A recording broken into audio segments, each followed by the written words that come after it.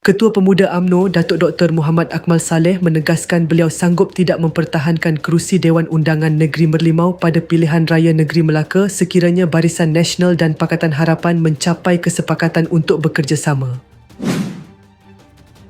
Menurut Dr. Akmal, keputusan itu dibuat atas dasar prinsip yang dipegangnya, walaupun ia bermakna beliau terpaksa melepaskan peluang untuk terus berkhidmat sebagai wakil rakyat.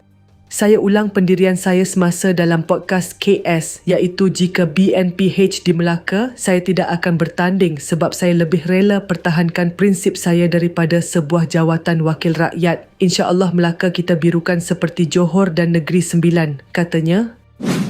Kenyataan itu dibuat ketika mengulas kemungkinan BN dan PH membuka rundingan bagi menghadapi PRN Melaka yang semakin hampir. Ketua Setiausaha PH Datuk Seri Saifuddin Nasution Ismail sebelum ini berkata perkara berkenaan berkemungkinan dibincangkan. Namun, Dr. Akmal turut mempersoalkan pendirian PH yang sebelum ini didakwa menganggap UMNO sebagai bermuka-muka dan menikam kawan, tetapi kini dilihat mencari UMNO untuk membentuk kerjasama.